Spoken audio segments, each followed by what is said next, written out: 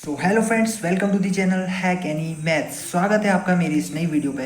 So friends नहीं, यहाँ पर स्टूडेंट शब्द का यूज़ करूँगा क्योंकि फ्रेंड्स में क्या होता है कि एक टीचर और एक स्टूडेंट का रिलेशन नहीं बन पाता, इसलिए मैं यहाँ पर स्टूडेंट शब्द का प्रयोग करूँगा। ठीक है ना। तो हेलो स्टूडेंट्स, आज की वीडियो आप लोगों के लिए बहुत ज़्यादा इंपॉर्टेंट होने वाली है क्योंकि काफ़ी दिनों से मेरे पास मैसेज आ रहे थे, जो कि मेरा टेलीग्राम एक चैनल है, ठीक है ना, जिसमें काफ़ी मैसेज आ रहे थे स्टूडेंट्स के कि सर हमें एक इलेक्ट्रिकल इंजीनियर के ऊपर एक कंप्लीट कोर्स प्रोवाइड करिए, जिसमें हमें, क्योंकि यूट्यूब में काफ़ी ज़्यादा दिक्कत होती है इलेक्ट्रिकल इंजीनियर के एक कंप्लीट कोर्स के लिए, क्योंकि फ्रेंड्स काफ़ी ज़्यादा टीचर्स हैं। ये मैं नहीं कहता हूँ कि टीचर्स नहीं हैं, बट एक प्रॉपर जो स्टूडेंट्स के लेवल की पढ़ाई करानी चाहिए वैसी पढ़ाई नहीं हो पाती है, क्योंकि वो कुछ ज़्यादा प्रोफेशनल हो जाते हैं या फिर ऐसे हो जाते हैं यार जो कुछ बताते ही नहीं है। ठीक है ना। तो ऐसा इन परेशानियों को देखते हुए फ्रेंड्स, मैंने एक कंप्लीट अपना कोर्स इसमें लाया हूँ एंड मैं बहुत जल्दी एक कंप्लीट कोर्स इसमें अपने हर वीक, हर सेशनल तरीके से डालने वाला हूँ, जिसके लिए आपको प्रिपेयर रहना है और अपनी पढ़ाई के लिए सीरियस हो जाना है। क्योंकि अभी तक आपने जिनको भी फॉलो किया है, मैं ये नहीं कहता हूँ वो गलत है, आपने ठीक किया है, लेकिन आप मुझे मेरे चैनल पे आए हैं तो प्लीज़ फ्रेंड, आप एक फेयर नोट, एक फेयर कॉपी ज़रूर बनाएं और अपना मेरे सेशन के बाद आप अपनी पढ़ाई ज़रूर करें, एक अपना रिवीजन ज़रूर करें। सो फ्रेंड्स, चलो बिना देर किए स्टार्ट करते हैं। सो फ्रेंड्स, सबसे पहले मैं ये कहना चाहूँगा कि कंप्लीट एक फेयर कॉपी बना लो, और मैं एक स्क्रीन में अभी कंप्लीट एक ट्रांसफार्मर, जो आज का टॉपिक है हमारा, ट्रांसफार्मर के ऊपर हम कंप्लीट एक वीडियो प्रिपेयर किए हैं, जिसमें आपको प्रॉपर ट्रांसफार्मर के बारे में, कंप्लीट प्रॉपर ट्रांसफार्मर के बारे में वीडियो बनी हुई है। ठीक है ना। सो फ्रेंड्स, सबसे पहले आप एक फेयर कॉपी बना लो, और जो मैं स्क्रीन में शो कर रहा हूँ, जो मेरा ओन हैंड रिटन एक कंप्लीट कॉपी है जो मेरी, ठीक है ना, आप उस वही मैंने ओरिजिनल नोट्स अपने स्क्रीन में प्रोवाइड करने वाला हूँ, स्क्रीन में शो करेगा। आपको एक फेयर कॉपी बना लेना है एंड आपको जो जो मैंने लिखा हूँ कम्प्लीटली आपको पहले लिख लेना है, उसके बाद मैं आपको समझाऊँगा कि कौन सी चीज़ क्या होती है। सो फ्रेंड्स, चलो बिना देर किए मैं इसमें आपको स्क्रीन में शो करता हूँ, आप फटाक से इसे लिख लें। ठीक है ना। फिर मैं आपको प्रॉपर समझाऊँगा। फ्रेंड्स, थोड़ा अगर दिखने में प्रॉब्लम हो, थोड़ा सा शब्दों को समझने में दिक्कत हो, तो कमेंट ज़रूर करें, और मेरा पर्सनल टेलीग्राम में या फिर मुझे इंस्टाग्राम में आप मैसेज कर सकते हो कि सर हमें इस चीज़ के बारे में और डिटेल में समझाइए। सो सिंपली फ्रेंड्स, थोड़ा सा आपको भी समझना पड़ेगा क्योंकि मेरी राइटिंग थोड़ा सा वैसी है, बट ऐसी भी नहीं है कि समझ में ना आए। ठीक है ना। तो थोड़ा सा समझ कर लिखें। और मैंने एक कंप्लीट ट्रांसफार्मर के ऊपर ये वाली जो एक पीडीएफ बनाया है, ठीक है ना, मेरा ओन हैंड रिटन है और मैंने खुद समझ कर बनाया है। अगर बीच में कुछ दिक्कत होती तो आप मेरे को कमेंट करके ज़रूर बता सकते हो। ठीक है ना। तो मैं इसको पेज वाइज यहाँ पर मैं आपको शो कर रहा हूँ, आप फटाक से, ठीक है ना, आराम से वीडियो को पॉज करके आप आराम से नोट कर लो। ठीक है ना। देन एक मैं प्रॉपर वीडियो बनाऊंगा हर टॉपिक के ऊपर, और हर टॉपिक को हम अच्छे से समझेंगे, लेकिन बीच बीच में मैं अभी यहाँ पर समझाते भी जाता हूँ कि जो चीज़ें हैं वो आपको क्लियर होनी चाहिए जिसके बारे में आप लिख रहे हो। ठीक है ना। जो मैंने लिखा हूँ, एज कई हिंदी मीडियम वाले होंगे या इंग्लिश मीडियम वाले भी होते हैं जिनको इंग्लिश में थोड़ा सा प्रॉपर दिक्कत हो जाती है। ठीक है ना, प्रॉपर इंग्लिश नहीं आती है। सो मैं यहाँ पर एक आपको ओवरव्यू दे दूँगा कि कौन सी चीज़ क्या होती है। ठीक है ना। जैसे कि हमारा टॉपिक आज का है ट्रांसफार्मर। ठीक है ना। अब ट्रांसफार्मर क्या होता है, ट्रांसफार्मर का यूज़ क्यों हुआ, ट्रांसफार्मर बना क्यों। ठीक है ना। तो पहले आप नोट कर लो, एंड मैं यहाँ रीड करके बताता हूँ। A transformer is a static device. ठीक है ना। एक स्टैटिक डिवाइस होता है जिसमें which transform AC electrical power from one to the other circuit at the same frequency but the voltage level is change. ठीक है ना। तो ट्रांसफॉर्मर एक स्टैटिक डिवाइस होता है, ठीक है, जो कि ट्रांसफॉर्म करता है एक सर्किट से दूसरे सर्किट में एसी इलेक्ट्रिक पावर को। ठीक है ना। और इसका यूज़ इसलिए किया जाता है, सेम फ्रिक्वेंसी में करेगा, मतलब यहाँ अगर मान के चलो आपका 10 वोल्टेज दे रहा है तो वहाँ भी आपको 10 वोल्टेज सेम फ्रिक्वेंसी देगा। ठीक है ना। लेकिन क्या होगा कि इसका यूज़ हम इसलिए कर रहे हैं क्योंकि हमें जैसे मान के चलिए 500 वोल्टेज का हमें चेंज करके हमें भेजना है 200 वोल्टेज में, तो कैसे भेजेंगे, ट्रांसफार्मर के ज़रिए ही भेजेंगे, क्योंकि ट्रांसफार्मर नाम ही उसका ट्रांसफार्मर है, जो कि ट्रांसफॉर्म करता है किसको, वोल्टेज लेवल, मतलब हम चेंज कर सकते हैं, ठीक है ना। और when the voltage is increase, मतलब अगर वोल्टेज इंक्रीज होगा आउटपुट साइड में, ठीक है ना।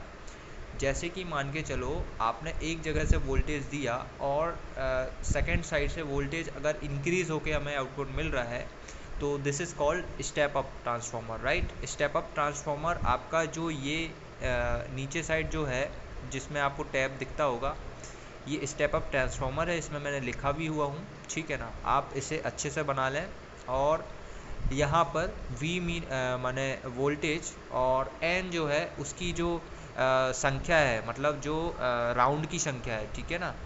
तो जो वाइंडिंग, कॉपर की जो वाइंडिंग होती है ना, उसकी जो संख्या होती है वो N से दर्शाते हैं, ठीक है ना। या हिंदी मीडियम वाले आप लोग ने 12th क्लास में पढ़ा होगा इसको। एंड जो आपका राउंड होता है वो वाइंडिंग कॉपर की होती है, ठीक है ना। और जो आपका ये ऊपर का स्क्वायर शेप में जो दिख रहा है आपको, ये होता है कोर कहते हैं इसको, ठीक है ना। This is magnetic material, okay. And whereas the transformer in which the voltage is lowered is called step down transformer, ठीक है ना। मतलब आपका आउटपुट जब कहना चाहिए लोअर मिलता है, मतलब कम मिलता है, ठीक है ना, तो वो कौन सा कहलाता है, स्टेप डाउन ट्रांसफॉर्मर, ठीक है। सो अब आगे पेज में देखते हैं। नेक्स्ट पेज हमारा ये है, वर्किंग प्रिंसिपल ऑफ ट्रांसफॉर्मर, ठीक है ना। अब इसके हम प्रिंसिपल की बात करेंगे, ठीक है ना। 3 types of load, resistive load, inductive load, capacitive load, ठीक है ना। एंड प्राइमरी साइड, मतलब ये जो है ये डायग्राम में लिखा हुआ है, ठीक है ना। इस साइड को हम प्राइमरी साइड बोलते हैं, इस साइड को हम सेकेंडरी साइड बोलते हैं, ठीक है ना। यहाँ पर मैं ड्रॉ ले लेता हूँ, ठीक है।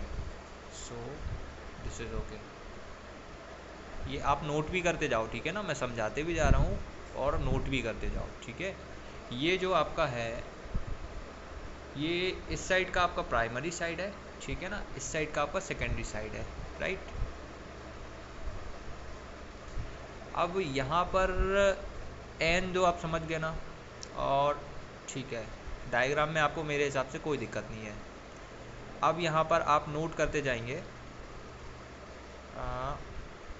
The basic principle of transformer is Faraday law, ठीक है ना। फैराडे लॉ के of electromagnetic induction, whenever there is a change in magnetic field linking, ठीक है ना, with the coil and EMF produced in it. Transformer also work on self and mutual induction, ठीक है। मतलब जो ट्रांसफार्मर वर्क करता है वो सेल्फ एंड म्यूचुअल इंडक्शन पर वर्क करता है, ठीक है ना। Transformer consist of 2 separate winding placed over the laminated silicon steel core, ठीक है ना।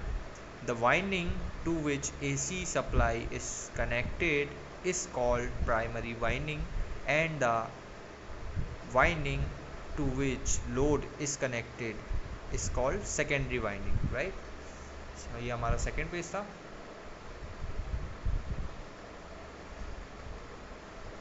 और देन ये तो वही वाला पेज हो गया, ठीक है।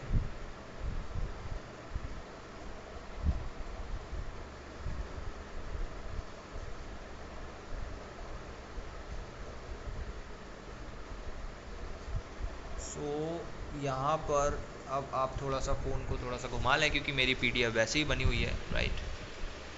When AC supply, ये वाला पेज है, right. When AC supply of voltage V1 is connected to primary winding, an alternating flux is set up in the core. This alternating flux when links with the secondary winding and EMF is induced called mutual induce EMF, ठीक है ना। ये EMF वाला बहुत important question होता है, मैं इसको समझाता हूँ, एक प्रॉपर वीडियो लाऊंगा। अभी मैं PDF के हिसाब से ही आपको बता रहा हूँ, ठीक है ना, क्योंकि कई बच्चों को ये प्रॉब्लम हो जाती है कि राइटिंग समझ में नहीं आ रही, इसलिए मैं एक बार रीड करके इसे आपको प्रॉपर PDF बना देता हूँ, ठीक है। देन हम एक पर्टिकुलर वीडियो लेके आएंगे हर टॉपिक के ऊपर। The direction of this induce EMF is opposite to the applied voltage V according to Lenz laws, ठीक है ना। लेंज मतलब एक लॉ होता है, ठीक है। और the same alternating flux also links with the primary winding and produce self induce EMF E। This induce EMF also act in opposite direction to the applied voltage, ठीक है। Secondary winding in the primary and secondary winding depends upon the rate of change of flux of Lenz law, ठीक है ना। the rate of change flux d phi by dt is same for both primary and secondary, ठीक है ना। therefore the induced EMF in primary is proportional to the number of term of the primary winding, E1 is directly proportional to N1, ठीक है। So and secondary induce EMF, यहाँ ये हमारा fourth page हो गया, ठीक है ना। EMF is proportional of number of term of the secondary winding, ये वाला जो है, ठीक है। E2 is direct proportional to N2। And अब ट्रांसफार्मर रेशियो की बात करें, ट्रांसफार्मर रेशियो जिसको आपने 12th में एक कंप्लीट चैप्टर में पढ़ा होगा, जिसके बारे में एक आपको कंप्लीट जो कहना चाहिए समीकरण आपको मिला होगा, उसको आपने प्रूफ किया होगा, राइट। जो आपको यहाँ सामने दिख रहा है ट्रांसफार्मर रेशियो, जिसे इंग्लिश में कहते हैं, ठीक है ना, ट्रांसफार्मर अनुपात V2 upon V1 equals to E2 upon E1 equals to N2 upon N1 equals to I1 upon I2, ठीक है ना। प्रॉपर जैसे नोट्स हैं आप प्रॉपर बना लो, देन हम वीडियो में प्रॉपर समझाऊंगा, ठीक है ना। अभी कोई दिक्कत नहीं है, अभी सिर्फ आपको नोट करना है। देन हम बात करेंगे क्लासिफिकेशन ऑफ ट्रांसफार्मर, ठीक है ना। अब क्लासिफिकेशन ऑफ ट्रांसफार्मर की बात करेंगे, ये जो है, ठीक है ना। तो 3 टाइप्स में इसे डिवाइड किया गया है। पहला क्या है, one of the basic voltage rating, मतलब वोल्टेज रेटिंग के हिसाब से इसे 2 प्रकार में बांटा गया है, step up transformer, step down transformer, ठीक है ना। स्टेप अप मैंने अभी बताया था आपको कि जो सेकेंडरी आपका साइड होता है, ठीक है, उस साइड अगर आपका वोल्टेज ज़्यादा मिलता है तो उसे स्टेप अप ट्रांसफार्मर कहते हैं, और अगर प्राइमरी साइड वो ज़्यादा मिलता है तो उसे स्टेप डाउन कहते हैं, ठीक है ना। On the basis of construction के हिसाब से इसे भी 2 प्रकार में बांटा गया, जैसे core type transformer, shell type transformer, ठीक है ना। अभी देखेंगे कोर और सेल क्या होता है। And third type is on the basis of power rating, ठीक है ना, distribution transformer and power transformer, ये 2 प्रकार से, ठीक है ना। अब फर्स्ट हम देख ही लिए हैं स्टेप अप स्टेप डाउन, आप फटाक से नोट कर लो, है ना, जैसे मैंने नोट किया है। आप वीडियो को पॉज करके इसे नोट कर लो, ठीक है ना। अब बात करेंगे हम on the basis of construction, ठीक है ना। कोर टाइप ट्रांसफार्मर क्या होता है। In a simple core type transformer the magnetic core is built up of lamination to form rectangular form, ठीक है ना। The lamination are cut in the form of L shape strip, ठीक है, ये आपका कोर टाइप कहलाता है। और शेल टाइप क्या कहलाता है, जिसमें आपका, ये मैंने थोड़ा सा समझने के हिसाब से ये आपका डायग्राम बनाया है, ठीक है ना, जिसमें बीच में ज़्यादा जगह होगी, ठीक है ना। ऐसा मैंने एक आपको एक फार्मूला टाइप का बना दिया है, तो दिक्कत नहीं जाएगी याद करने में, ठीक है। सेल टाइप क्या कहलाता है, in shell type transformer individual lamination are cut in the form of long strip of ES and IS, right. इस cell type transformer the core has 3 limbs,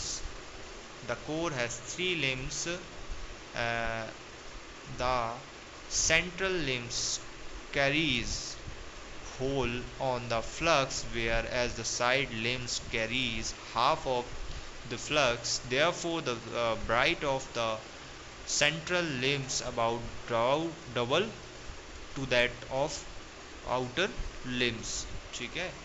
on the basis power rating के हिसाब से distributional transformer और power transformer, ठीक है ना। Distribution transformer who rating below 500 kV is called DT, ठीक है ना, डिस्ट्रीब्यूशन ट्रांसफॉर्मर। DT मैं यहाँ शॉर्ट फॉर्म का यूज़ कर रहा हूँ। Distributional transformer supplies voltage for domestic purpose, ठीक है ना, डोमेस्टिक पर्पस के लिए हम इसे यूज़ करते हैं। और पावर ट्रांसफॉर्मर क्या होता है, transformer rating above 500 kVA is called power transformer, ठीक है ना। Power transformer are situated in big substance, ठीक है ना, बड़ी जगह में इसे यूज़ करते हैं। अब EMF equation, this is very important in this transformer, ठीक है ना। EMF इक्वेशन क्या कहलाती है, EMF का पहले ही आप ये डायग्राम बना लो, देन हम इसे समझते हैं, ठीक है ना। When sinusoid then sinusoidal voltage is applied to the primary winding of a transformer. A sinusoidal flux is set up in the iron core which links with primary and secondary winding, ठीक है ना। अब ये जो diagram में आप phi M F N1 N2 ये क्या है, ये यहाँ पर मैंने इसे समझाया है, ठीक है ना। द फाई एम क्या है, minimum value of flux in weber में इसे नापते हैं, ठीक है ना, मतलब इकाई इसकी जो होती है। एफ क्या है, सप्लाई फ्रिक्वेंसी इन हर्ट्ज में जो होती है फ्रिक्वेंसी नापते हैं, ठीक है ना। एफ जो है वही है, सप्लाई फ्रिक्वेंसी इन हर्ट्ज। N1 क्या है, number of turns in primary winding, N1 क्या है, प्राइमरी वाइडिंग है। N2 क्या है, हाँ जो अभी मैं समझा रहा था आपको वाइंडिंग कहते हैं, ठीक है ना, जो राउंड बता रहा था मैं आपको, ठीक है ना, जो आपके तार के राउंड रहते हैं ट्रांसफार्मर में, वो क्या कहलाते हैं, इंग्लिश में उसे वाइंडिंग कहते हैं, ठीक है ना। सो N1 क्या है, प्राइमरी वाइंडिंग है, N2 यहाँ पर सेकेंडरी वाइंडिंग है, ठीक है ना। अब फ्रॉम अभी आगे अब देखते हैं ये वाला पेज जो है, from figure flux change from positive 5M to -5M, ठीक है ना, in half a cycle, that is half F second.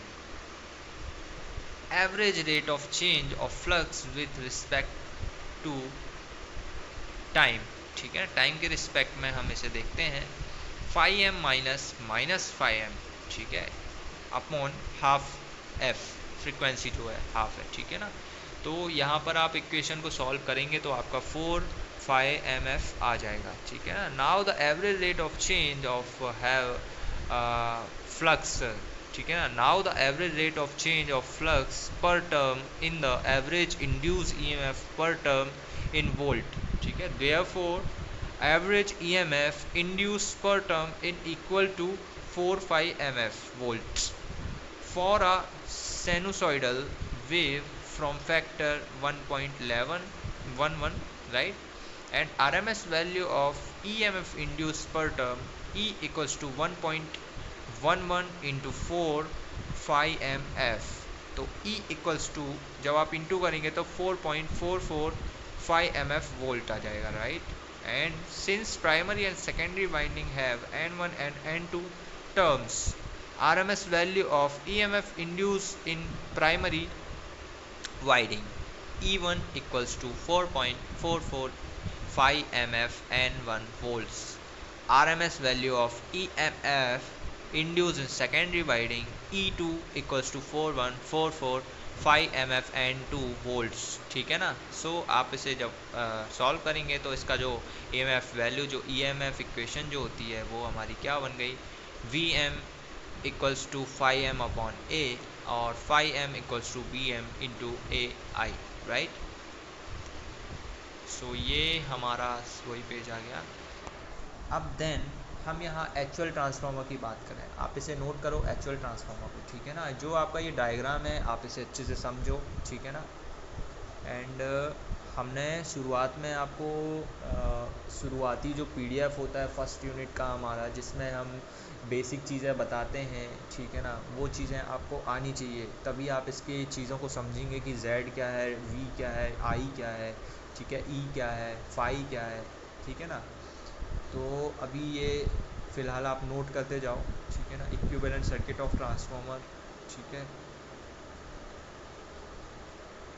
And अब हम आते हैं ट्रांसफार्मर ऑन नो लोड, ठीक है ना। नो लोड ट्रांसफार्मर ये भी बहुत इंपॉर्टेंट टॉपिक होता है, इसको फटाक से आप यहाँ पर अपना नोट कर लें, ठीक है ना।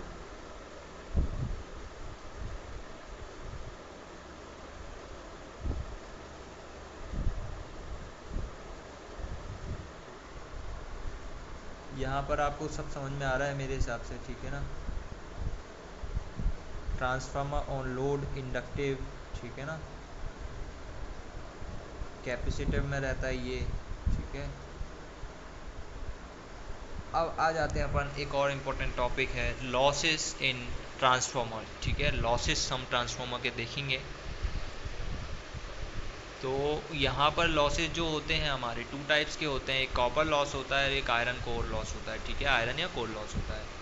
Losses in transformer, the losses which occur in an actual transformer, core loss and iron loss, ठीक है। Core loss and iron loss, the alternating is set up in the core, therefore hysteresis and eddy current. Hysteresis loss क्या होता है? When the magnetic material is subjective to reverse of flux power in required for the continuous reverse of molecular magnet. This power is dissipated heat and it known as hysteresis loss, ठीक है। hysteresis loss का ये आपका थोड़ा सा है, यहाँ पर Pn इक्वल्स टू Kn, जहाँ पर इंटू Vf.Bm, ठीक है। वेयर Kn क्या है, कांस्टेंट है, एंड जो B है आपका वो वोल्टेज है, ठीक है। F जो है फ्रिक्वेंसी है, और जो Bm है आपका मिनिमम फ्लक्स है, ठीक है ना।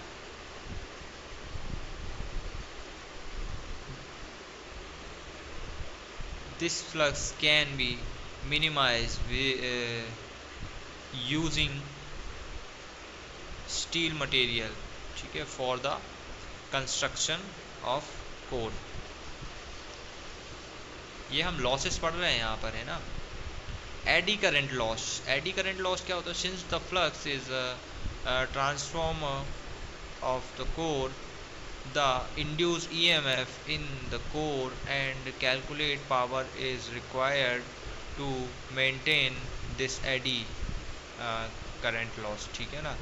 the power is dissipated in the core and is known as eddy current loss, ठीक है। और इसका मैं यहाँ पर ये दिखता है आपको समीकरण कहना चाहिए, ठीक है। इसको आप थोड़ा सा याद कर लेना। और अभी मैं ये अभी ओनली PDF है, ये मैं बार बार कह रहा हूँ, ठीक है ना। अभी हम अच्छे से समझेंगे, अभी सिर्फ मैं यहाँ पर जो मैंने लिखा हूँ वही पढ़ के बता रहा हूँ, ताकि लिखने में दिक्कत ना हो, ठीक है। कॉपर लॉस क्या होता है? कॉपर लॉस जो हमारा सेकेंडरी लॉस होता है, सेकेंड लॉस है जो हमारा, दो टाइप के लॉस होते हैं, ठीक है ना। आपका एक ये पहला हो गया, ठीक है, आयरन और कोर लॉस, और ये हो गया copper loss. Copper loss occur in both primary and secondary winding due to their ohmic resistance, ठीक है, ओमिक रेजिस्टेंस, ठीक है ना। ओम मतलब ओम्स लॉ पढ़ा है ना आपने, वही है ये ohmic resistance. If I1 I2 are the primary and secondary current and R1 R2 are the primary or secondary resistance, then total copper loss I1 square R1 plus I2 square R2, ठीक है ना। ये हमारा copper loss हो गया। अब efficiency of transformer, efficiency क्या है, ठीक है ना। The efficiency of a transformer is defined as the ratio of output power to the input power, ठीक है ना। इनपुट पावर से आउटपुट पावर का जो रेशियो होता है वही हमारा एफिशिएंसी ऑफ ट्रांसफार्मर का देखेंगे हम, ठीक है ना। तो म्यू जो है आपका, न्यू यहाँ पर output power upon input power, ठीक है, ये आप यहाँ पर नोट कर लेना, ठीक है।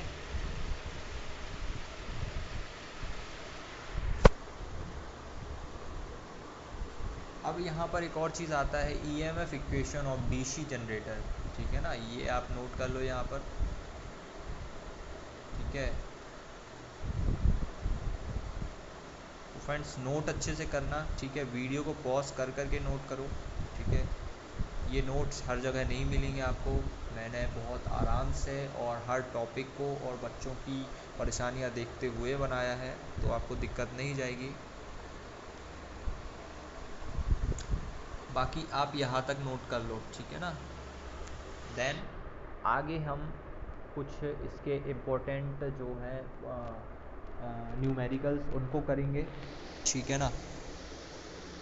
सो फ्रेंड पीडीएफ से आपको एक ओवरव्यू मिल गया है, आप इस पूरे कंप्लीट पीडीएफ को अपने में नोट कर लें, ठीक है ना।